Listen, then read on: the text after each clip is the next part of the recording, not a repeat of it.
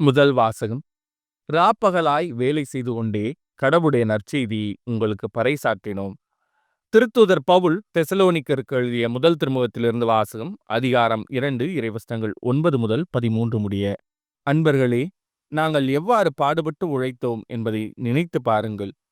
உங்களுள் எவருக்கும் சுமையாய் இராதபடி எங்கள் பிழைப்புக்காக ராப்பகலாய் வேலை செய்து கொண்டே கடவுளுடைய நற்செய்தியை உங்களுக்கு பறைசாற்றினோம்.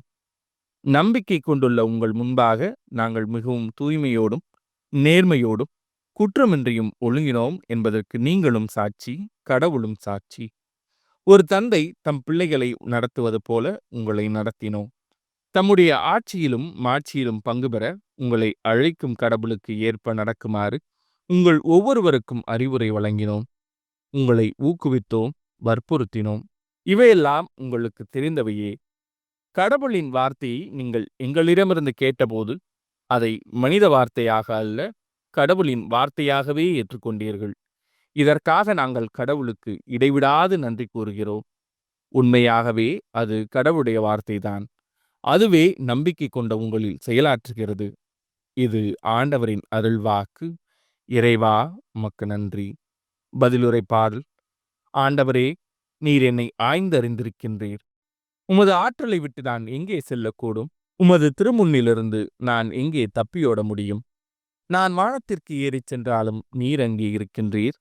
பாதாளத்தில் படுக்கையை அமைத்துக் கொண்டாலும் நீர் அங்கேயும் இருக்கின்றீர். ஆண்டவரே, நீர் என்னை ஆய்ந்தறிந்திருக்கின்றீர். நான் கதிரவனின் இடத்திற்கும் பறந்து சென்றாலும், மேற்கே கடலுக்கு அப்பால் வாழ்ந்தாலும், அங்கேயும் உமது கை என்னை நடத்திச் செல்லும்.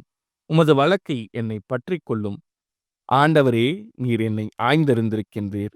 உண்மையில் இருள் என்னை மூடிக்கொள்ளாதோ, ஒளி சூழ்வதென இரவும் என்னை சூழ்ந்து கொள்ளாதோ என்று நான் சொன்னாலும், இருள் கூட உமக்கு இருட்டாயில்லை, இரவும் பகலைப் போல ஒளியாயிருக்கின்றது.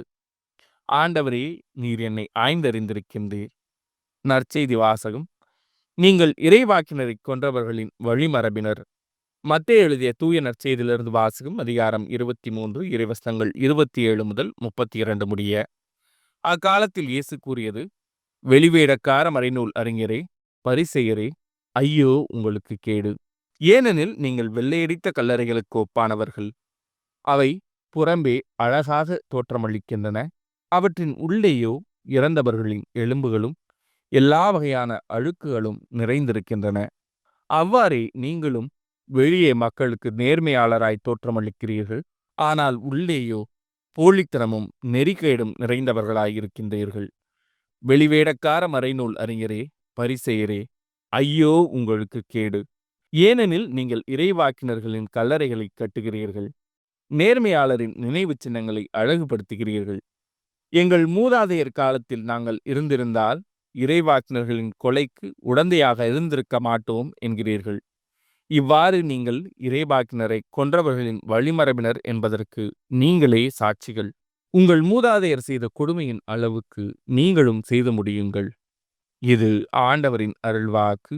கிறிஸ்துவே, உமக்கு புகழ்.